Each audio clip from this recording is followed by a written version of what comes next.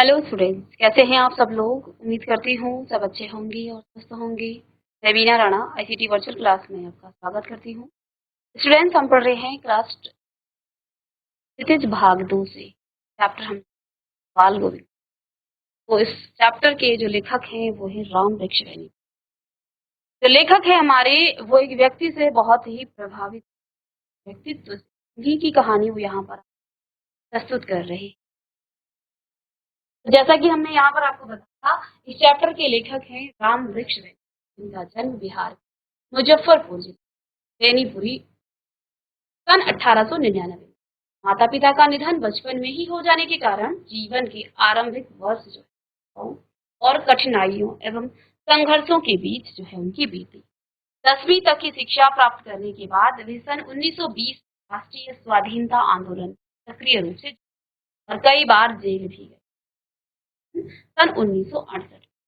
ठीक है। साथ में यहाँ पर इनकी जो है रचनाएं हैं, इसमें तरुण भारत, किसान मित्र, बालक, युवक, योगी, जनता, जनवाणी और नई धारा।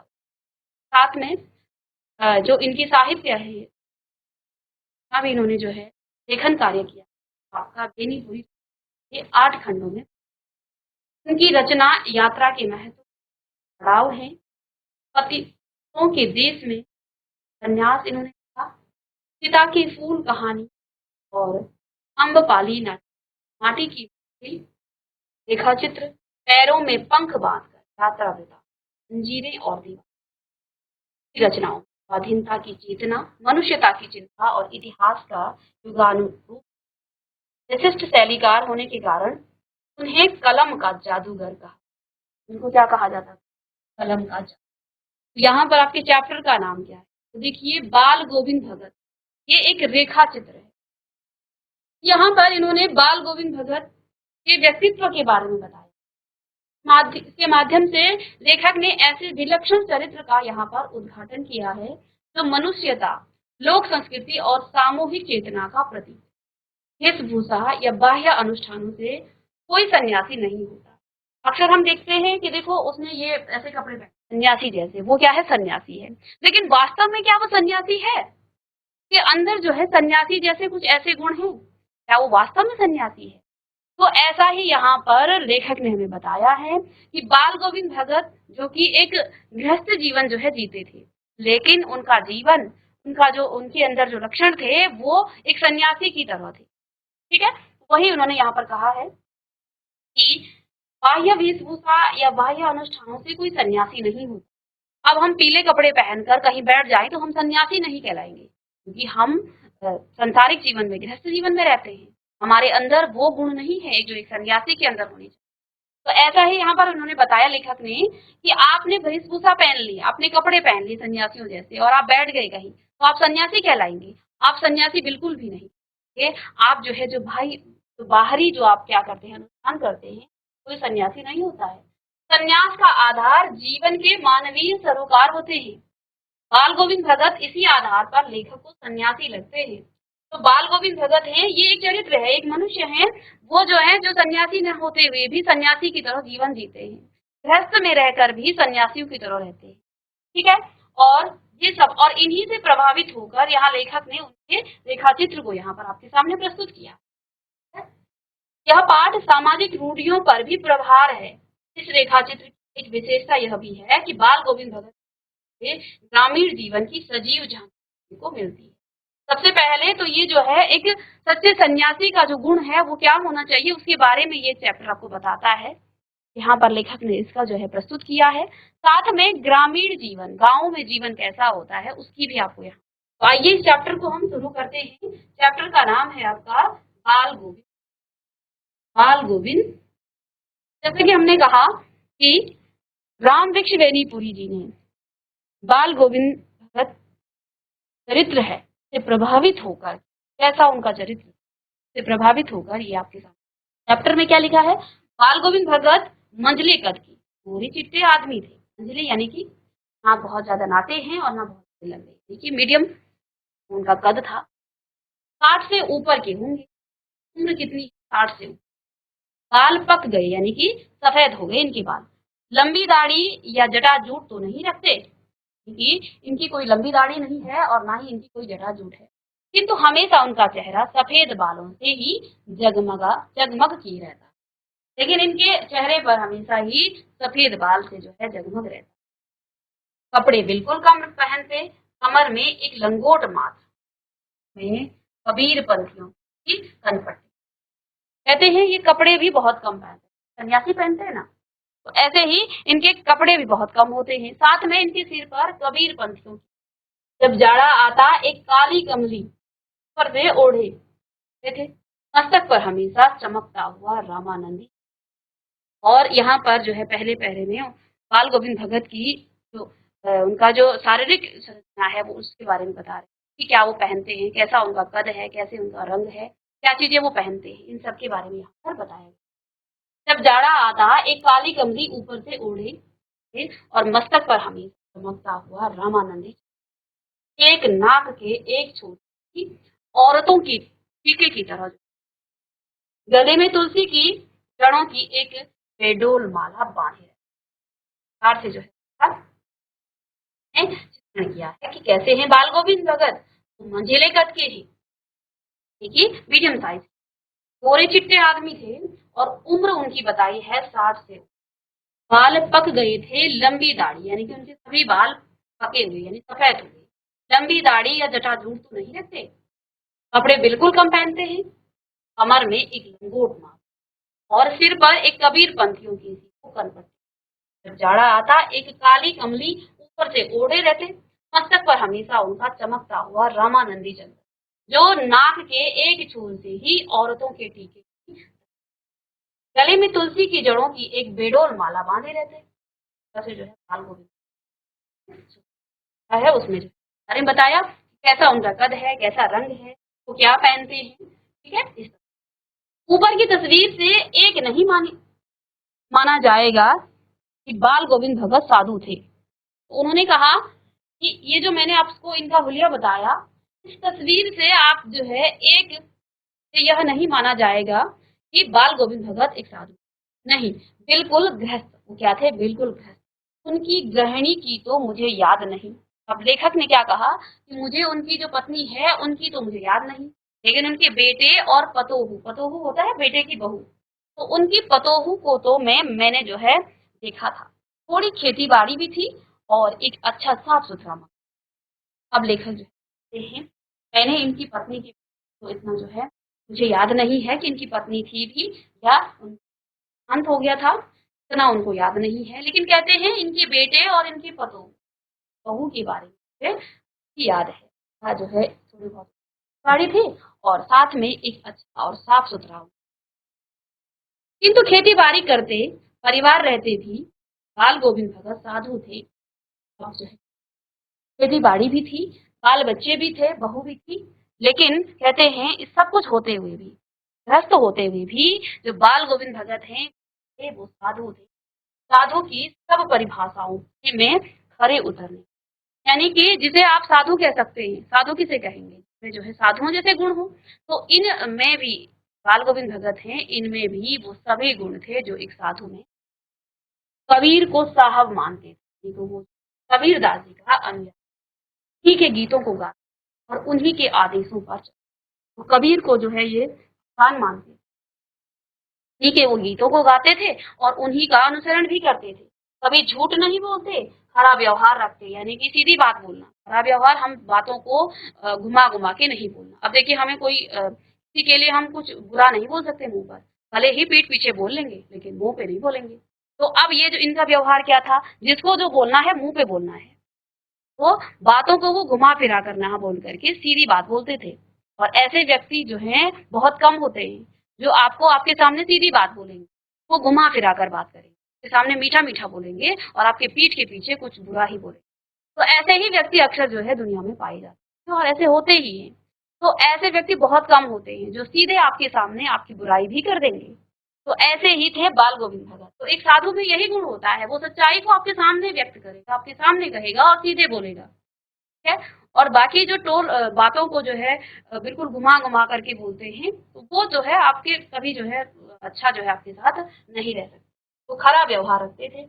ठीक है। किसी से भी दो टूक बात करने में संकोच नहीं करते थे। दो टूक यानी कि अगर जो बात बोलनी है तो सीधे बोलनी है, कोई संकोच नहीं।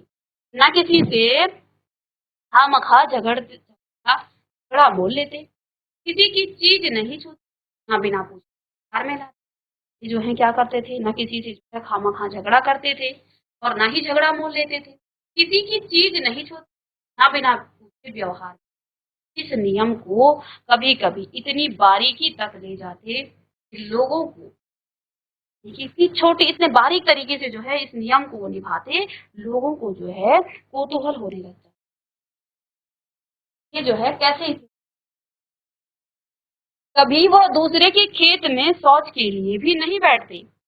हाँ, गृहस्थ थे लेकिन उनकी सब चीज साहब की थी। यानी कबीरदास जी के अनुयायी थे। इस तरह से कबीरदास जी जो कुछ खेत में पैदा होता सिर पर लाद कर पहले साहब के दरबार में ले जाते, यानी कि कबीर के दरबार में ले जाते थे। देखिए इन खेती बाड़ी तो ये करते थे, लेकिन करते क्या थे, खेती बाड़ी करी, साल भर मेहनत करी और जब फसल उनकी कंप्लीट हो जाती थी तो ये सारा जो है लाद करके कबीर के दरबार में, साहब के दरबार यानी कि कबीरदास जी के दरबार में ले जाते, जो उनके घर 4 कोस दूर एक कबीर पंथी मठ से, ये एक कबीर पंथी मठ था, वह दरबार में भेंट रूप में रख लिया जाता, फिर प्रसाद रूप जो उन्हें मिलता उसे घर लाते। और तो ये साल भर मेहनत करते और जो कुछ कमाते उसको कबीर के जो है एक मठ में ले जाते और वहां पर वो दान कर देते और वहां से जो उनको प्रसाद रूप में मिलता उसी से वो अपना पूरा साल भर जो है। क्या आप लोग कर सकते हैं ऐसा? हाँ, आप कमा रहे हैं, किसी मंदिर में दे दे, किसी मठ में दे दे, तो ये जो है एक साधु ही कर सकता है ऐसा कि वो अपनी पूरी कमाई को जो है किसी मठ में दे दे और मठ में देने के बाद जो उसको मिल जाए उसी को वो प्रसाद के रूप में उसी से अपना भरण पोषण। तो ऐसा जो है शायद ही कोई कर सकता है। एक सन्यासी में ही ऐसे गुण हो सकते। इन सबके ऊपर मैं तो मुग्ध था उनके मधुर गान पर। अब यहाँ पर लेखक ने इनके बारे में बताया, वो जो है एक गृहस्थी होते हुए भी एक सन्यासी की तरह जीवन जीते, बड़ा व्यवहार, दो टूक बात किसी से नहीं करते, यानी बातों को सीधे बोलते थे, कुछ नहीं करना। ठीक है ना।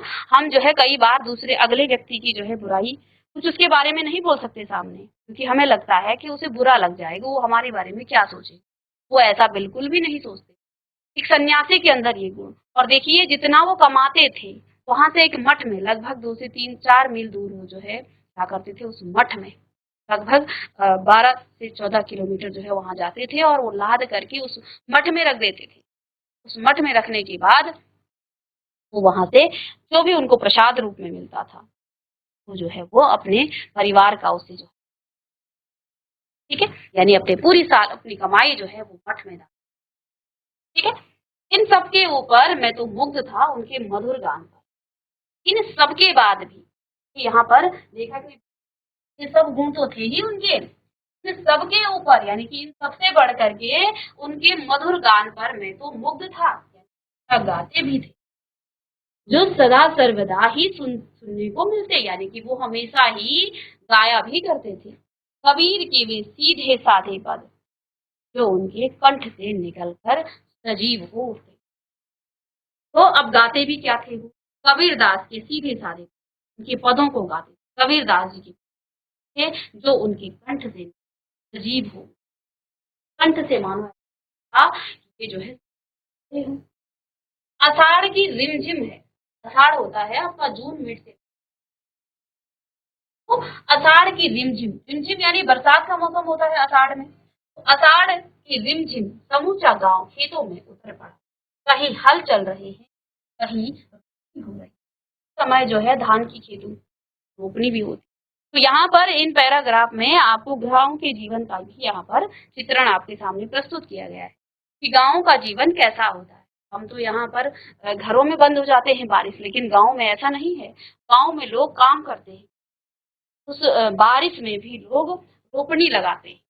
ठीक है। रोपनी होती है जो धान की पौध होती है उसको पानी से भरा जाता है खेत को पहले ना, तो उसको जो है फिर रोपा जाता है धान की खेत को पौध। ठीक है। तो उस समय जो है क्या होता है, कहीं हल चल रहे हैं, कहीं रोपनी है, धान के पानी भरे, धान के जो रोपनी कहाँ लगती है, पूरे पानी उसको जो है, पानी से उसको भरा जाता है। और उस पानी में जो है मिट्टी के में वो धान की, उसमें पहले हल चलाते हैं, फिर ऊपर से उसको पानी भरने के बाद हल उसका किया जाता है और सभी जो है गांव की औरतें और जो मर्द हैं वो की रोपनी लगाते हैं। पानी भरे खेतों में बच्चे उछल रहे और बच्चे भी जो है उसमें खेलते कूदते, औरतें कलेवा लेकर मेड़ पर बैठी, आसमान बादल से घिरा, धूप का नाम नहीं, ठंडी पुरवाई चल रही है।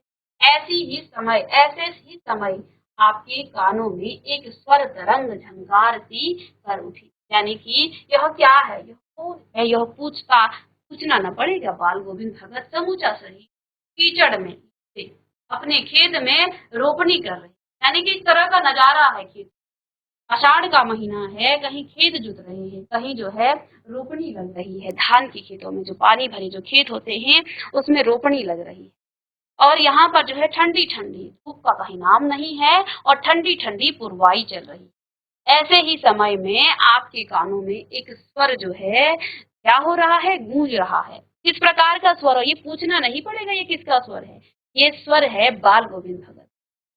हम गाते रहते और इनका जो है यहाँ पर शरीर पूरा कीचड़ में लिथड़े हैं, क्योंकि वहां पर रोपड़ी लग रही है तो पूरा कीचड़ ही कीचड़ हो रखा है, तो पूरा शरीर जो है उनका कीचड़ में लथपथ है। लेकिन फिर भी जो खेत में रोपनी कर रही है उनकी कि एक एक धान के पौधे को पंक्तिबद्ध खेत में बिठा रही है। तो क्या किया जाता है, होती है पहले पानी से वो हल चलाया जाता है और हल से वो पानी और मिट्टी जो है मिक्स किया जाता है और फिर जो है इस तरह से पंक्ति में जो है उस धान की खेत को जो है उन पौधों को लगाया जाता है। तो आगे से आकर के पीछे की तरफ जो है बढ़ते हैं और एक पंक्तिबद्ध करके उन धान, यही काम कर रहे हैं यहाँ पर बाल गोविंद भगत। उनकी उंगली जो है क्या कर रही है, एक एक धान की को पंक्तिबद्ध खेत में रोपा जाता, तो जो है वो रोपड़ी कर रहे हैं। उनका कंठ एक एक शब्द को संगीत की तरह चढ़ाकर वो ऊपर स्वर्ग की ओर भेज रहा है, यानी कि वो इतना मधुर गान गा रहे हैं। और कुछ को इस पृथ्वी की मिट्टी पर खड़े लोगों के बच्चे खेलते हुए पेड़ पर, औरतों की होंठ जो है कांप उठते हैं, वे गुनगुनाने लगती हैं, हलवाइयों के पैर जो है ताल से उठने, सुंदर उनका गान है। अब जो है लोग अर्थ है, रोपनी करने वालों की उंगलियां एक अजीब क्रम में चलने लगती हैं। बाल गोविंद भगत का यह संगीत है। तो इस प्रकार से जो है वो काम भी करते हैं साथ साथ। तो ये था आषाढ़ का महीना। आगे यहाँ पर अधिक चित्रण यहाँ पर लेखक ने किया, भादों की वो अंधेरी अधरतियां आधी रात। भादो क्या आता है, सावन आता है, फिर मिड जुलाई से लेके और मिड अगस्त तक आपका सावन आता है। सावन के बाद आपका भादो, यानी कि मिड अगस्त से लेकर मिड सितंबर तक आपका क्या रहता है, भादो रहता है। और उस समय जो है बहुत जो है अंधेरी रातें होती हैं। तो सावन भादो की अंधेरी अधरतियां, अभी थोड़ी ही देर पहले मूसलधार वर्षा, बादलों की गरज, बिजली की तड़प में आपने कुछ नहीं सुना हो। तो अब जो है सी की झनकार या दादुरों की टर्टर, यानी कि दादुर होता है यहाँ मेंढक, टर्टर बाल गोविंद भगत गीत को वो नहीं, उनकी हजड़ी डिमक डिमक बज रही,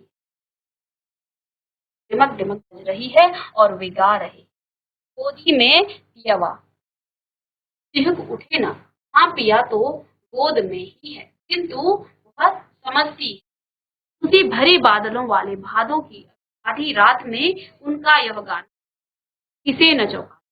अरे अब सारा संसार स्तब्धता क्या है, बाल गोविंद भगत का संगीत जगा रहा है, तेरी गठरी का शोर गुसा भाग जा। कार्तिक आया, अब इसके बाद भादों की बात। कार्तिक आया नहीं कि बाल गोविंद भगत की आए हैं, जो प्रभातियां हैं शुरू हुई कि उनकी जो सुबह सुबह जो फाल्गुन तक कार्तिक से जब बरसात का मौसम कम हो गया है तो कार्तिक से लेकर के अब फागुन तक जो है इनकी जो प्रभातियां हैं सुबह सुबह है वो जो है एक जैसी। ऐसे इन दिनों वह सवेरे ही अब क्या सवेरे ही उठते हैं कार्तिक से लेकर के अब फाल्गुन तक सवेरे उठते हैं न जाने किस वक्त जाकर वह नदी स्नान को जाते गांव में 2 मील दूर। अब जो है आगे उनके बारे में यहाँ लेखक ने बताया कि अब जो है भादो कार्तिक आ गया है तो उसके बाद कार्तिक शुरू नहीं हुआ यानी कि जैसे ही बरसात खत्म हुई ये जो है सुबह सुबह उठ जाते और न जाने किस वक्त जा करके स्नान को चले जाते गांव में 2 मील दूर वहां से नहा धोकर लौटते और गांव की पोखरे की भिंडी की खजड़ी लेकर जाते और अपने गाने तेजने लगते। मैं शुरू से ही देर तक सोने वाला हूँ। अब लेखक बताते हैं कि मैं तो शुरू से देर तक सोता हूँ लेकिन ये व्यक्ति जो है सुबह सुबह करके 2 मील दूर जाता है ना और वहां से नहा धो करके लौटते और गांव के बाहर ही पोखरे के ऊंचे भिंडे पर अपनी खजड़ी लेकर के जा बैठ और अपने गाने को तेरने लगते। मैं शुरू से ही देर तक सोने वाला हूँ किंतु एक दिन माघ की उस दांत किटकिटाने वाली भोर में भी उनका संगीत मुझे जो माघ के महीने माघ का महीना आपका फेब में ठीक है जनवरी मिड से लेकर और अब जो है अब कहते हैं कि वैसे तो वे बहुत लेट तक सोने वाला है। कौन कह रहा है लेखक कह रहे हैं किंतु एक दिन माघ की यानी उस ठंड में कि उस दांत किटकिटाने वाली भोर में यानी सुबह में उनका जो संगीत है वो मुझे उस पोखरे तक ले गया। अभी आसमान के तारों के दीपक बुझे नहीं थे यानी कि तारे जो है टिमटिमा रहे थे। हाँ पूरब में लोही लग गई जिसकी लालिमा को शुक्र तारा और बढ़ा रहा। खेत बगीचा घर सब जो है सारा वातावरण अजीब रहस्य से आवृत मालूम होगा। उस रहस्यमय वातावरण में एक उसकी चटाई पर जो है सब मुंह काली कमली ओढ़े बाल गोविंद भगते हैं उन आवाज को वो जो है एक सिंपल सी चटाई वे है और एक काली कमली ओढ़ी हुई है बाल गोविंद खड़ी लिए बैठे उनके मुंह से शब्दों का तांता लगा रहे थे कि अंगुलियां खिजड़ी पर जो है लगातार चल रही थी भी बजा रहे थे गाते गाते इतने मस्त हो जाते हैं इतने सुरूर आते हैं उत्तेजित हो उठते हैं कि मालूम होता अब खड़े हो जाएंगे। कमली तो बार बार सिर से नीचे सरक जाती यानी कि वो गाते गाते इतने मग्न हो जाते वो जो इतनी ठंडी रात है जो कमली है जो उसको ओढ़ करके वो बैठे हैं वो बार बार उनके सरक जाती मैं जाड़े में कपकपा रहा था किंतु तारे की छाव में भी कि वो जो है इतने खो रखे थे उस गाने में अपनी ही उस स्वर में जो है खुश ही नहीं हो। हाँ लेखक कहते हैं कि मैं जो हूँ क्या हो गया ठंड से कपकपा माघ के महीने में ठंड होती है तो मैं ठंड से कपकपा रहा लेकिन उनको गर्मियों में उनकी संध्या की उमस भरी शाम को अब ये तो इनका जो है ठंडियों का मौसम चला गया बरसात का मौसम चला अब आया गर्मी। अब देखिए गर्मियों में जो उनकी संध्या है वो कितनी उमस भरी शाम को चलकर अपने घर के आंगन आसन जमा बैठे गांव के उनके कुछ प्रेमी भी जुट जाते। अब गर्मियों का जो है मौसम आया यहाँ पर लेखक ने हमें बारे में बताया। सबसे पहले उन्होंने बताया कि वो क्या पहनते कैसी कितनी उनकी उम्र थी कैसे वो रहते थे कैसे उनका गांव में जो है उनकी दिनचर्या व्यतीत होती थी वो जो है गृहस्थी होते हुए भी एक सन्यासी क्यों थे क्यों बताया उन्होंने क्योंकि वो जितना भी जो है उनका व्यवहार वो हमेशा सच बोलते थे वो बातों को सीधे बोलते थे के सामने वो बातों को सीधे बोलते थे बातों को तोड़ मोड़ कर नहीं बोलते थे ठीक है। और साथ में जो है यहाँ पर उन्होंने ये भी बताया कि वो जितना भी कमाते थे, जितना भी वो जो है उनके जो खेती बाड़ी वो करते थे, वो सब मठ में ले जा करके प्रसाद रूप में जो उनको मिलता था, उसी को वो जो है प्रसाद जो है साल भर उसी को। तो इस प्रकार के गुण थे बाल गोविंद भगत। फिर बरसात में जो है उनकी दिनचर्या किस तरह से गुजरती थी, कैसे वो खेती बाड़ी करते थे, किस तरह से जो है वो खेतों में काम करते करते गाना गाया करते थे, अपने ही सुरों में वो जो है क्या हो जाते थे, मंत्र मुग्ध हो जाते। ठीक है। फिर ठंडियों के मौसम में उन्होंने कहा कि अब आया आपके पास यहाँ से कार्तिक से लेकर, कार्तिक के महीने से लेकर के फागुन के महीने तक कि माघ के महीने में जो है ये स्वयं भी, यानी कि जो लेखक हैं वो स्वयं इनके पास है, ये सुबह सुबह 8 बजे जा करके सुबह उठ करके 2 मील दूर जाते थे। साथ में वहां पर 2 मील दूर जाने के बाद ये वहां से नहाने धोने के बाद अपने कहते हैं मैं जो हूँ ये स्वरों के मंत्र मुग्ध प्रकार से उनको देखा, इतने जो है वो मस्त हो रखे हैं गाने में, मानो उनको कुछ ना तो ठंड लग रही और जो कम्बल जो है उन्होंने ओढ़ी हुई थी वो भी बार बार उनके सर से सरक रही। ठीक है। तो इस प्रकार से वो अपने ही गाने में मंत्र मुग्ध हुए। अब यहाँ पर उन्होंने जिक्र किया है गर्मियों में, उनके जो गर्मियों के दिन हैं वो किस प्रकार से, तो आगे हम इसे नेक्स्ट क्लास में गर्मियों में जो है अब बाल गोविंद भगत की जो दिनचर्या है वो है। और मिलते हैं नेक्स्ट लेक्चर में, तब के लिए थैंक यू।